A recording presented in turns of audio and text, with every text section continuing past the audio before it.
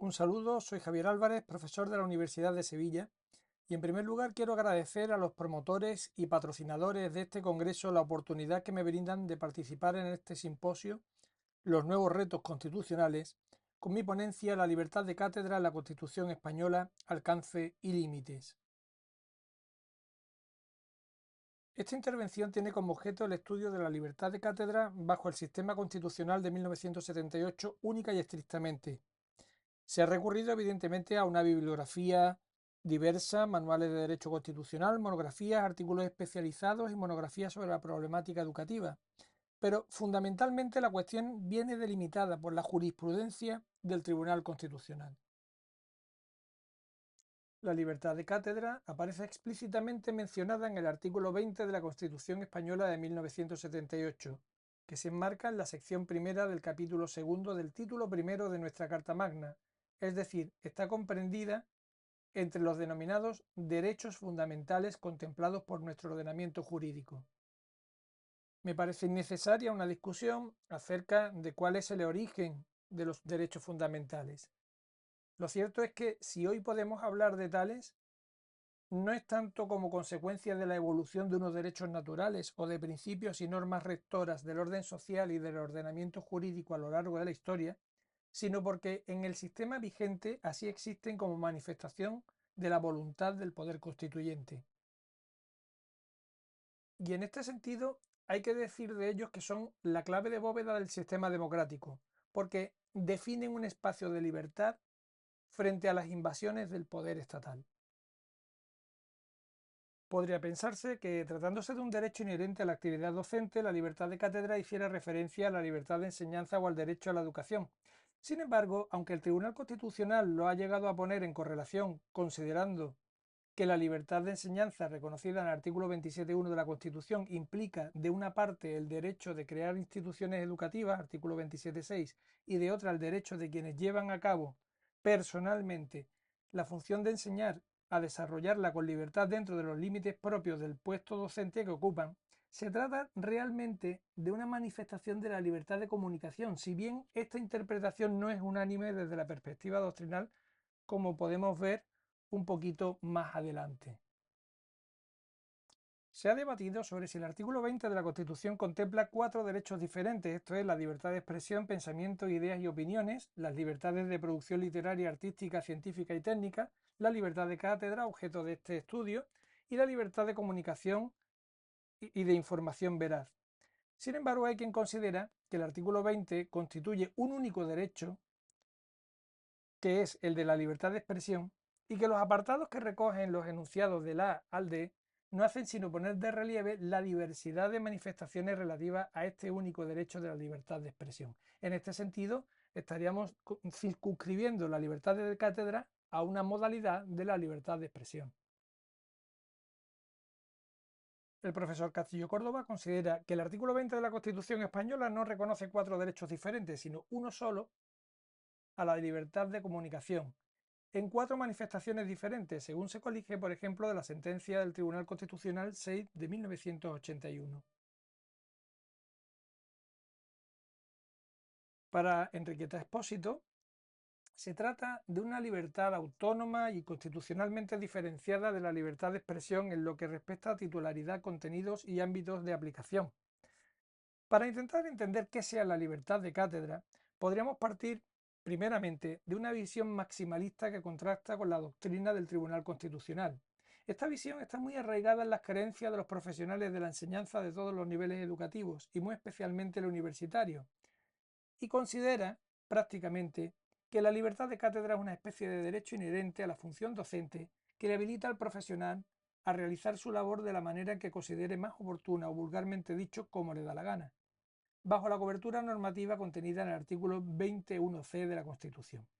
lo que equivaldría a creer que la docencia goza de una especie de blindaje que faculta al profesorado a realizar con toda libertad el conjunto de su labor, bajo el amparo directo del texto constitucional. Algo así como si el docente fuese soberano de su docencia y en todo lo que pueda afectar a la misma. Huelga decir que no tengo en mente el abuso de la acción docente o una desviación de la misma mediante la cual el profesorado impartiera contenidos ajenos a la materia, y ni siquiera estoy pensando en sesiones de adoctrinamiento ideológico. Pero evidentemente esta concepción maximalista en la que presuponemos el respeto al resto del ordenamiento jurídico, a las personas y a las buenas costumbres es radicalmente errónea. De hecho, en 1992 la Justicia Constitucional define la libertad de cátedra en los siguientes términos. Es, en primer lugar y fundamentalmente, una proyección de la libertad ideológica y de difundir y expresar libremente los pensamientos, ideas y opiniones de los docentes en el ejercicio de su función. Consiste, por tanto, en la posibilidad de expresar las ideas o convicciones que cada profesor asume como propias en relación a la materia objeto de su enseñanza. Otra vinculación que establece el Tribunal Constitucional de manera muy temprana, en la que constituye la primera sentencia relativa al asunto que nos ocupa, es la concerniente a la asociación de libertad de cátedra con la libertad de enseñanza, y en relación con la libertad ideológica, religiosa y de expresión en los siguientes términos. La libertad de enseñanza, que explícitamente reconoce nuestra Constitución, artículo 27.1, puede ser entendida como una proyección de la libertad ideológica y religiosa y del derecho a expresar libremente los pensamientos, ideas u opiniones que también garantizan y protegen otros aspectos constitucionales, especialmente los artículos 16.1 y 21a. Esta conexión queda, por lo demás, explícitamente establecida en el artículo 9 del Convenio para la Protección de los Derechos Humanos y de las Libertades Fundamentales, firmado en Roma el 4 de noviembre de 1950, en conformidad con el cual hay que interpretar las normas relativas a los derechos fundamentales y libertades públicas que nuestra Constitución incorpora según dispone el artículo 10.2. Esta referencia es de la sentencia del Tribunal Constitucional 5 de 1988. Llegados a este punto, ubicamos constitucionalmente la libertad de cátedra como un derecho fundamental que se sostiene e interpreta desde dos dimensiones complementarias, tomando aisladamente en relación al puesto que ocupa en el articulado constitucional. Se trata de un derecho fundamental relacionado con la libertad de expresión, o de manera más precisa, con la libertad de comunicación que es inherente a la actividad docente. En cuanto a la libertad de cátedra, es un derecho que afecta estrictamente a quienes ejercen la función docente. Es igualmente lógico que tanto la LODE como el Tribunal Constitucional la hayan contemplado en relación al artículo 27 de la Constitución española sobre el derecho a la educación y a la libertad de enseñanza. En cuanto a la titularidad, se ha discutido si la libertad de cátedra es un derecho fundamental o una garantía institucional, asunto que no es necesariamente contradictorio a juicio del Tribunal Constitucional. En este sentido, podemos decir que la libertad de cátedra es una libertad individual, de la que se hacen acreedores todos los docentes sin distinción alguna. A modo personal, es el derecho de quienes llevan a cabo personalmente la función de enseñar, con independencia de la naturaleza pública o privada de los centros o del grado de enseñanza que se vaya a ejercer.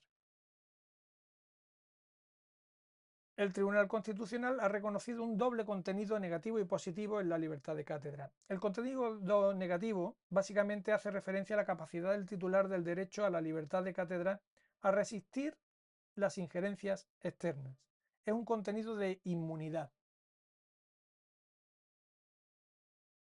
Coincidirá además con el contenido esencial o mínima expresión irreductible de este derecho fundamental. El Tribunal Constitucional, la sentencia 217 de 1992, incidía en el predominio de la vertiente negativa del contenido esencial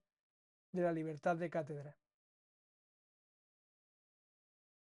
Como contenido positivo, podemos entender el conjunto de facultades que la libertad de cátedra otorga a cada docente para ejercer esta dimensión que le es propia. El Tribunal Constitucional no ha definido de manera explícita cuál es el contenido positivo de la libertad de cátedra, sino que lo reconoce desde una posición gradualista y limitadora en los siguientes términos. Dice: la libertad de cátedra tiene también su amplio contenido positivo en el nivel educativo superior, que no es necesario analizar aquí. En los niveles inferiores, por el contrario, y de modo en alguna medida gradual, este contenido positivo de la libertad de enseñanza va disminuyendo, puesto que, de una parte, son los planes de estudio establecidos por la autoridad competente y no el propio profesor los que determinan cuál es el contenido mínimo de la enseñanza. Y son también estas autoridades las que establecen los medios pedagógicos, artículos 27, 5 y 8.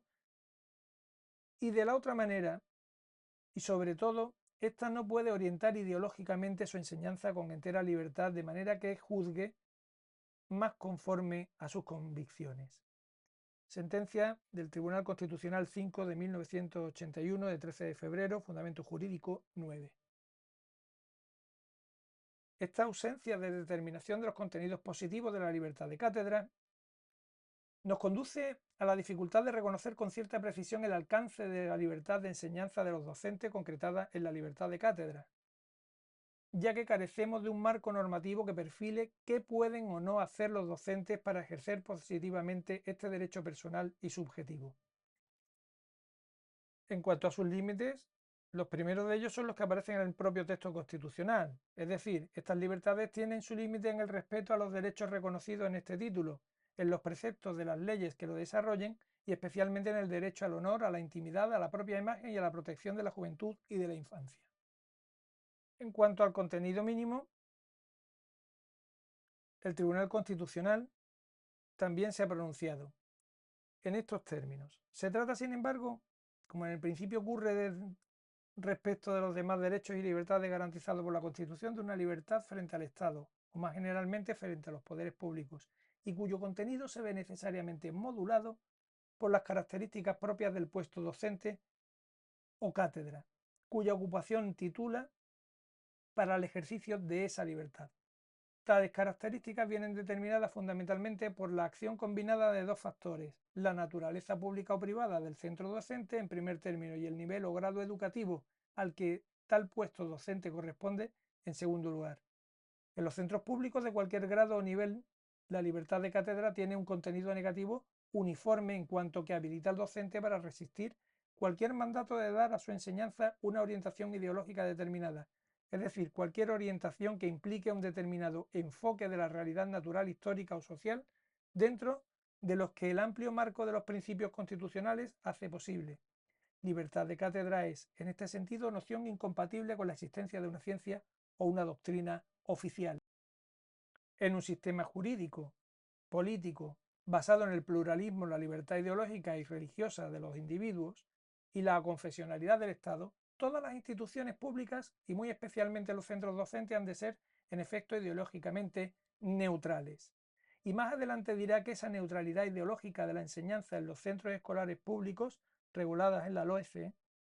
impone a los docentes que en ellos desempeñan una función de una obligación de renuncia a cualquier forma de adoctrinamiento ideológico, que es la única actitud compatible con el respeto a la libertad de las familias que, por decisión libre o forzadas por las circunstancias, no han elegido para sus hijos centros docentes con una orientación ideológica determinada y explícita.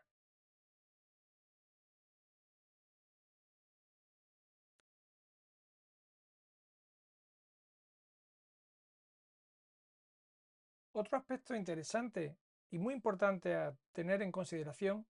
es que la actividad de evaluación y calificación no está contemplada, no está amparada por la libertad de cátedra. Es obligación del profesorado realizar exámenes o actividades de evaluación continua y calificarlos, pero estos no se derivan necesariamente de su enseñanza. Son, que duda cabe, la labor docente y por lo tanto acometida por docentes, pero no está indefectiblemente asociada a la docencia personal, marcada dentro de los límites del puesto docente que ocupa. Es decir, evaluar no pertenece al docente en su dimensión personal, sino en tanto que forma parte de un departamento que determina la materia a impartir y las condiciones de evaluación, que no son personales sino institucionales. Este divorcio entre las acciones de enseñar y de evaluar contribuye a delimitar que es únicamente la primera la que goza del derecho fundamental a la libertad de cátedra, no así la segunda, que estaría sujeta a una reglamentación de la que los docentes participan elaborándola y asumiéndola como criterios de aplicación del procedimiento de evaluación, no siendo formalmente, aunque sí materialmente en todos los casos, el resultado de su iniciativa personal. Esto viene señalado y avalado por la sentencia del Tribunal Constitucional 217 de 1992, de 1 de diciembre, en el Fundamento Jurídico Segundo, que dice lo siguiente: aunque la organización y funcionamiento de las universidades constituya la base y garantía de la libertad de cátedra, esto no significa que los centros docentes queden desapoderados de las competencias legalmente reconocidas para disciplinar la organización de la docencia y que no puedan regular la prestación del servicio público de la educación superior del modo que juzguen más adecuado, siempre que respeten, claro es, el contenido esencial de la libertad de cátedra. La facultad examinadora entra cabalmente en esa facultad de autoorganización de los centros docentes sin que con ello se vulnere la libertad de cátedra. Para concluir, considerando la doctrina propuesta por Alexis, encaminada a distinguir los principios de las reglas, donde los principios se caracterizan por ser normas que ordenan que algo sea realizado en la mayor medida posible dentro de las posibilidades jurídicas y reales existentes, mientras las reglas son normas que sólo pueden ser cumplidas o no, no admitiendo indeterminaciones fácticas, me parece razonable y legítimo plantear aquí si la libertad de cátedra que contempla la Constitución española e interpreta el Tribunal Constitucional no se corresponde con lo que Alexis denomina mandato de optimización, pues su alcance normativo está indefectiblemente condicionado a ser modulado por las circunstancias singularmente específicas en las que se pueda desarrollar una actividad docente concreta. Ejercer la libertad de cátedra es notablemente difícil en un sistema extraordinariamente burocratizado, donde el docente tiene unas posibilidades bastante limitadas de acción. Sin embargo, si alguna vez pensaron los profesores que eran soberanos de su acción docente y que para el ejercicio de esa soberanía les amparaba la libertad de cátedra, tienen dos opciones: despertarse y lamentar el corto alcance de esas capacidades o continuar con la ensoñación. Al fin y al cabo impera la inercia, pero no lo avala la ley. Gracias por haber asistido a esta conferencia. Un saludo.